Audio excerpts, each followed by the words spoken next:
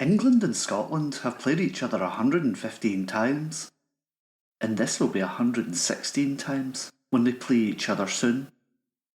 In this series, we start with the first game and look at each game one by one, year by year. We'll look at, amongst other things, the players, the venues, the history, footballing changes, and the quirky stories. I'm Steve. Join me on this journey to discover what makes England v Scotland the greatest international derby.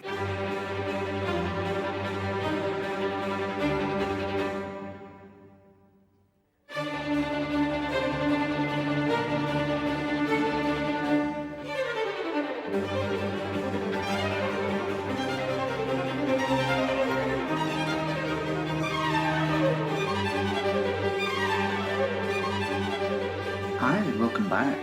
I'm Steve, your host. So, what was happening in the world in the year 1879?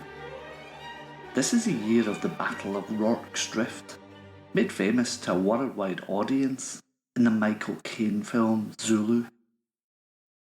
In New York, Gilmore Gardens is renamed Madison Square Gardens.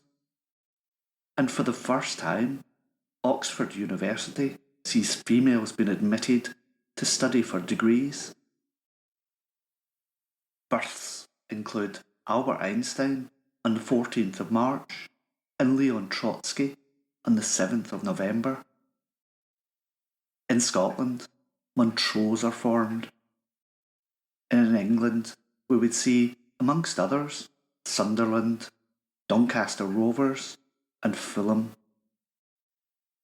In this year, England and Wales would play their first international game at the Oval on the 18th of January, with England winning 2-1. A footballing memory, and one that I certainly do my best to erase from my memory, comes from Peter from Wolverhampton, celebrating his hometown club hero Steve Bull's 1989 England debut against the Scots at Hampden. After over 100 goals in only 2 seasons, Bull's debut came as Wolves were still in the old third division, League One for today's youngsters, and he came on as a substitute to score as England won 2-0. But with the delight for Steve Bull, there was another 16-year-old guy called Steve, sadly watching on that day from the Hampden terraces. Sniff, sniff. And from one Hampden game to another, the 1879 Scottish Cup final had a bizarre twist. On the 19th of April, the final was contested by the defending champions Vale of Leven and Rangers in front of 6,000 fans. The match finished 1-1 and would have been replayed. However, Rangers objected to a disallowed goal in the original match and refused to play the replay the following week. A walkover was announced and the cup awarded to Vale of Leven. In the FA Cup final at the Oval on the 29th of March, on their third final appearance, Old Etonians beat Clapham Rovers 1-0 to win the cup for the first time. Third time lucky. So, it's back to England and the Kennington Oval. Can England gain revenge after their 7-2 defeat the previous year? In this game, James Prinsep becomes England's youngest ever player at 17 years old and 253 days. This record would last until Wayne Rooney makes his debut at 17 years and 111 days in 2003. And the record was broken just 3 years later by Theo Walcott at 17 years and 75 days. But back to the original. Prinsep was a half-back, always described by C.W. Alcock as cool, very strong on his legs, and combining plenty of strength with great accuracy, kicks splendidly and with judgment, and seldom makes a mistake. Also, can kick the ball in any position and passes it admirably to his forwards. This was to be his only England cap, and he was to die tragically young at the age of 34 of renal failure caused by sepsis after 7 weeks' illness with pneumonia, which developed from a cold he caught whilst playing golf. And if the 1878 game had been a classic, this one was like a skate to victory. The original match was supposed to take place on Saturday the 1st of March 1879, but it was postponed because of a frozen pitch. So, on Saturday the 5th of April 1879, at the Kennington Oval, in front of 4,000 fans, this is England v Scotland. The referee was Charles Henry Reynolds Wollaston, who played for England between 1874 to 77, and the umpires Arthur Fitzgerald Kinnaird played against England in the 1873 game, and Robert Bell Calhoun. England played a 2-2-6, and they wore white shirts with the English arms in black on the breast and white shorts, and they lined up thusly: Reginald H. Burkitt, goalkeeper, Clapham Rovers FC; Edward Christian, back, Old Etonians AFC and Cambridge University AFC; Harold Morse, back, Notts County FC; James F.M. Prinsett, halfback, Clapham Rovers; Norman C. Bailey, Old Westminsters AFC and Clapham Rovers FC; Arnold F. Hills, inside right, Old Harrovians AFC; Arthur C. Goodyear, outside right, Nottingham Forest FC. He would be the first Nottingham Forest player to represent England. Henry Wace, centre forward, Wanderers FC and Clapham Rovers FC. Francis J. Sparks, centre forward, Hertfordshire Rangers FC and Clapham Rovers FC. E. Charles Bainbridge, inside left, Swifts FC, and William Mossford, outside left, Sheffield Albion FC.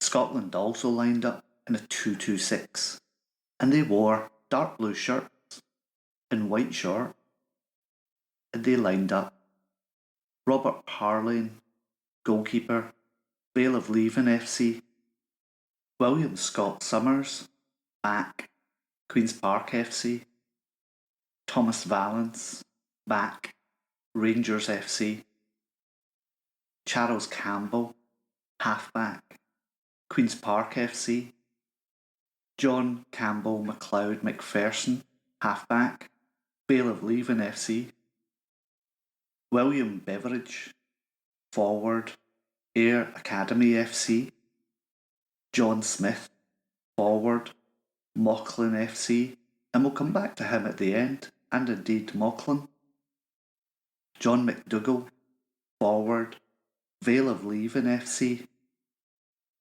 Robert Patton, forward, Vale of Leven FC; William Muir McKinnon, Queen's Park FC; Henry McNeill, forward, Queen's Park FC. Before doing this episode, I'd never heard of Mauchline, indeed even the football team, but having a look up, they were founded in 1873 and it's a small town in East Ayrshire, and they dissolved in 1897, and they had a couple of Scotland players. Perhaps the most interesting is today's player, John Smith, who was a doctor, and he also played rugby union, and he was a member of the British Lions team that toured Australia and New Zealand in 1888. He would go on to play for Queen's Park, winning the Scottish Cup in 1881, 82 and 84, and he was the first player to score a hat-trick in a Scottish Cup final. Dr. John Smith died at the age of 79 in 1934. But back to our game, and we take it from the match report from the Times, Monday the 7th of April, 1879. Kennington Oval presented quite a holiday appearance on Saturday afternoon on the occasion of the 8th international match between England and Scotland, according to the rules of association football. The weather was not altogether favourable, as the sky was dull and occasionally there were drops of rain, but the ground was in splendid condition, and the play throughout was so fast that the game elicited a far greater amount of excitement than any other match we've seen in London. Play was announced to begin at 4 o'clock, but it was nearly a quarter of an hour later before the English captain kicked off. Campbell, who had won the toss for Scotland, having chosen to occupy the western goal with the wind at his back. The English forwards were very quick on the ball, and Sparks and Wace in the centre were particularly busy in their attentions to the Scotch halfbacks. The Scotch backplay, which was excellent throughout, for a short time kept the English at bay, but at length Bailey, skilfully directing the ball to Mossford, the little Sheffielder, shot it between the English posts to the evident gratification of the partisans of England. On the resumption of hostilities, the play began brisk on both sides, and McNeill was vociferously applauded for two very fine runs along the lower side, in both of which he completely outplayed his opponents. Wace, Sparks, and Mossford retorted with a sharp run into Scottish territory, but Smith and McKinnon in the centre took the ball in splendid style to the English goal, through Burkett luckily managed to touch the leather when Smith made his shot and passed it over the bar. The corner kick was entrusted to Valence, and though the Englishman managed to get the ball away, Campbell returned it neatly, and McKinnon, who rarely misses a chance, scored a goal for Scotland amid great cheering. Nearly half an hour had now elapsed, and with the score even, the excitement increased. The English forwards made desperate efforts to regain their lead, and Parlane, whose goalkeeping throughout was very fine, had more than once a rough time of it. Mossford, Wace, Sparks, and Hill took the ball along from the middle, and through Parlane twice got rid of it very cleverly. Wace, not to be outdone, forced it between the goal. There was another outburst of applause at the second success of England, but it was premature, as, after some discussion, the umpires decided Wace had been offside and Scotland had a free kick. This disappointment seemed to rather unsettle the English flag, and their efforts relaxed considerably for some time. Soon afterwards, McKinnon scored a second goal for Scotland, an appeal for offside by the English captain being rejected by the umpires. The renewal of play saw an increase of energy on the side of England, and the Scotchmen continued to maintain the offensive. Smith, making some very good runs, while McNeill, Patton, and McKinnon were always alert, and behind the kicking of McPherson and Valence were exceptionally fine. Mossford made some fine runs along the upper side, but the Scotchmen were not to be denied, and before half-time, Smith and McKinnon had each added to the score for Scotland. Scotland went into the half-time 4-1 up. The change of ends gave England the wind, and with Scotland's 4-1, the chances of the English team looking gloomy for those who knew the staying powers of the Scotchmen. Not very long after Campbell's kick-off, Bainbridge, getting the ball close to his own goal, ran through the Scotch team and, eluding Parlane, in his final shot secured a goal for England by one of the grandest pieces of play we've ever seen. The young Swift being treated to a long-continued applause. This success quite changed the spirit of the English play, and the forwards returned to the charge with an amount of energy greatly at contrast of the previous efforts. Mossford's dribbling was particularly brilliant. and Bailey and Prinsip at half-backs were almost impassable. After about 10 minutes, the Sheffielder, passing the last Scotch back, mirrored very skillfully to Goodyear, and the latter elicited yet another outburst of third score for England. Some good play was shown after the kick-off by Smith and McNeil for Scotland, and more than once Burkitt had to use his hands. But the Englishmen were bent on making most of their time and bearing down in an irresistible rush. The forwards forced parleying and the ball between the posts, thus making 4 goals to each side. The excitement was now intense, the Scotchmen appearing to be once more in the luck when McNeil, after a fine run, proved instrumental in taking the ball between the English posts. The goal, however, was questioned by the English captain and was disqualified on the grounds of an offside. During the last quarter of the match, in an interest that never flagged, neither team relaxed their efforts for a moment. Mossford's play towards the last was particularly brilliant, but the forwards did all their work well, and at last their efforts were rewarded with a 5th goal, kicked by Bainbridge. Only 7 minutes remained, and this period proved uneventful. At the call of time, England were left in possession of a hard-earned victory after one of the best internationals ever played, by 5 goals to 4.